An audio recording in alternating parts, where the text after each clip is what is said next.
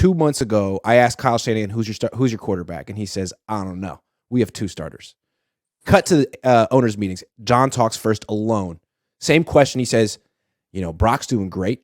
We hope we're going to have him for training camp, and we're just going to hold down the fort until he gets back because we've insulated the position. And I'm like, so hold on. So Brock's the starter as soon as he gets back? And he goes, well, he's certainly the leader in the clubhouse. Cut to the next day. Kyle Shanahan asked the same question right off the bat, and he's like, well, yeah, Brock would be the leader if he didn't get hurt, but he did. And so now that opened up an opportunity for Trey and also Sam Darnold. And he went on and on and on talking mostly about Trey and Sam Darnold on day 2, which was very interesting to me. How do you interpret that? Well, in some ways you could look at it like, let's go half glass full, okay? Let's say that right now Brock is hurt, and what they want to do is they want to give Trey a path to not only compete, but win the locker room at the same time, right? For what it said about all of the things that we want to say about Trey, Brock has played more than Trey. Mm-hmm. He has time on task. You gotta own that. And with that said, I think that they're talking to a lot of people that are listening to these meetings, not just us. Players are listening to these meetings. They're trying to figure out what the tone is in the locker room, or they're forecasting about what they're probably going to see moving forward. And also, the Niners have a tight cap. They're asking a lot of veterans to move some things around, and you got to be galvanized about where the team is going when you ask another man to move his money to make things happen. So is this entire conversation for us, the faithful? No, right? Does it sound like they're talking out of both sides of their mouth? Yes, because they are. And what they're hoping is that we don't have a memory to hold all of these comments together and, and actually. And I feel like most fans don't. Yeah, they don't. They just follow. Yeah. They follow whatever the team said last. Right. But we're putting together a totality of what you've been saying, and it's not making sense. If you want to keep it in a vacuum, if we're literally just hearing what they say in the moment, this sounds like everybody's got a shot. We don't want to bury our guy who we really want to keep. We don't want to kill the confidence of our backup. But at the same time, we don't want to seem so galvanized around a guy that hasn't played and have our locker room looking at us.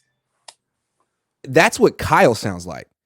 To me, John buried Trey on day 1 of the annual meeting. He's like, Brock's coming back. He's going to be back for training camp. We hope. We hope he'll be back for training camp, and we'll just hold down the fort until he comes back. Like, that's all. And then he went on at the end and said, we think he's special. The way he played. Doesn't matter that it was only 8 starts. Kyle the next day is like, he may not be back until week 4. And basically what he was saying was like, Trey would have had a really good year last year too. But he went down, opened up an opportunity for Brock, and we all saw what Brock did.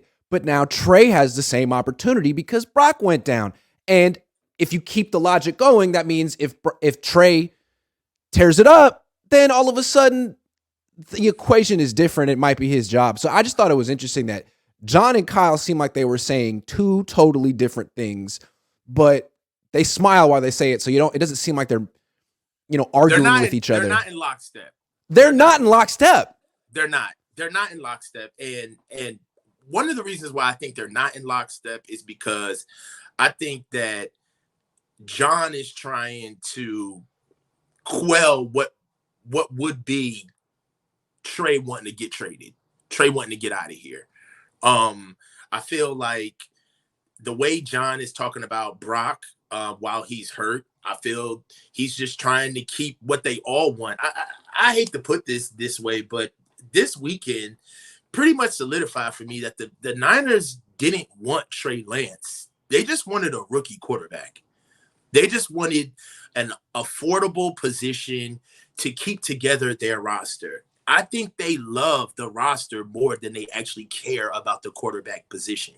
Agreed. And yeah. And they're so in love with that roster. Yeah. We're really in love with the sum of all parts, but the most important guy in the room, we treat him like he's an appendage, like he can just be fixed. And like he's a pledge in a fraternity, right? Yeah. Hey, clean my room. If I'm Brock, I don't like these conversations either. Like, I just got put on the slab. My elbow is in limbo. I don't know when I'm gonna be back. And I got my GM talking about it's my locker room. It's like, if I'm looking at And the Brock, hope is that he's back for training camp. Like, dude, if you don't I'm know. looking at Brock, I'm going back into the past history of the quarterbacks that's been through this organization to look how they've been handled with their injuries. Like, Dude, yeah, call up RG3. Call up RG3. Please call up RG3, Brock. See what he has to say. This weekend was interesting, man. And it didn't align with it. All right, so the theme is we understand that they're being inconsistent because we're keeping tabs, right? We're putting all of the comments together. This gets wildly hilarious if you really go back to even when we got Trey. Like, think about the comments of why they went and got him. About, I want a quarterback, not just an athlete. We want somebody that can process. We're not doing this for the long haul. He's not here he's not a place gap. He's supposed to be here for 10 plus years. And here we are, 5 starts in, and you get 8 games mid-season out of your 7th round pick. And now he's fighting for 2nd round spots with Sam Darnold. How did we get here? Yeah. You can't tell me that you were serious about the development of this quarterback. You thought that he was good enough for what you already had. You weren't interested in making this kid better. And this is clear, because if you look at it this way, who's to say, this is what really frustrates me about this, who's to say that Trey is even going to get looked at as doing good in practice? They didn't see it with Brock. Right. Yeah. It's true. Brock was a surprise. Yep. Anybody, I mean, I know revisionist history, everybody loves to say, oh, yeah, we saw it in practice and this is what we did. Outside of Larry Krueger, there's nobody on the face of this planet that could say that they saw what Brock Purdy was going to do. So where's the responsibility matrix? How are we really going to look at? I don't think we know how to evaluate young quarterbacks. I honestly think that Brock snuck up on us. They did. He did. I got a theory. I've always felt that this trade up was more of a Kyle thing and maybe a Jed thing than John.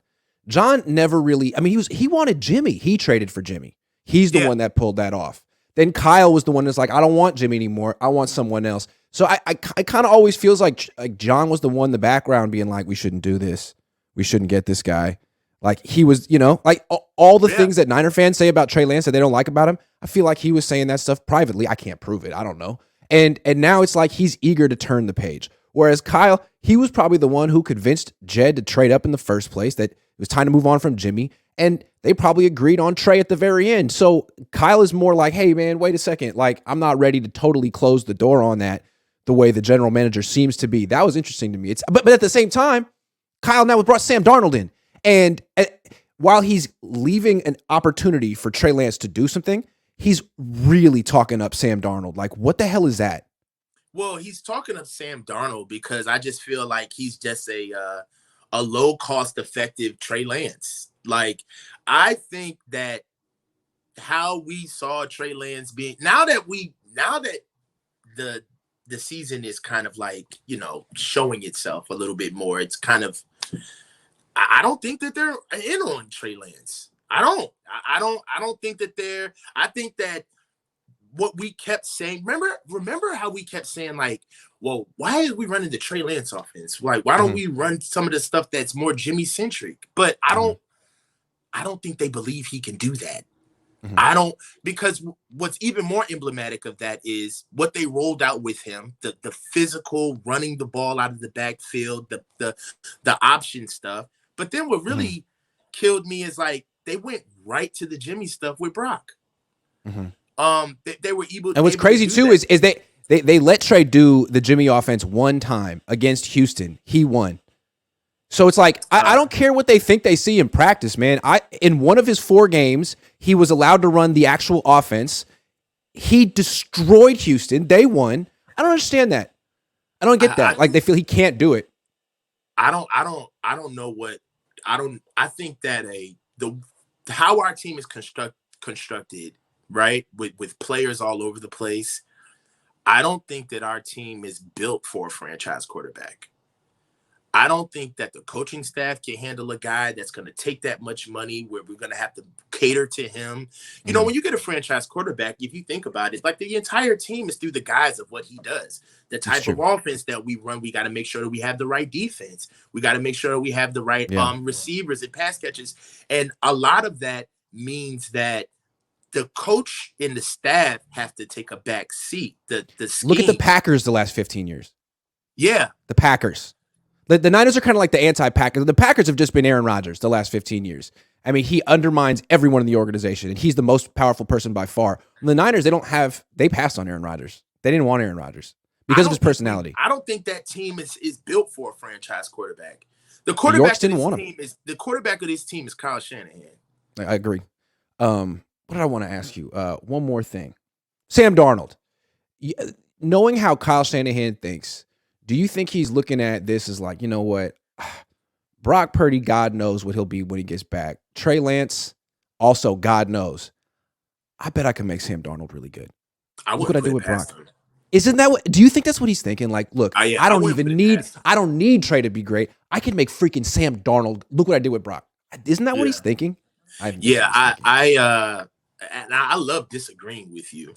But from what we're seeing more and more, they don't respect that position as much as other teams do. And they think that they can engineer it just like we've engineered other positions on our team. But this is the only thing where you can't throw. This is the only position where you can't throw multiple bodies at it. It's got to be literally one guy. And you know what I mean? I love the adage of like, oh, we have the cheapest quarterback room in the NFL. What does that mean? There's only one guy under center. Room. Ain't no room. We have to man, famous losses. It's coming because again, I keep going back to the Super Bowl, man. We're not even the best at what we do anymore. The Eagles are. Yeah. Defense and running. Yeah. Their run game's better. Honestly. Yeah. Yeah. And if we look at what the Eagles went up against with the Chiefs, that wasn't enough. No. So and then we're sniffing around for Kirk Cousins during the combine. It's like, come on. What are we doing? We're spinning our wheels here.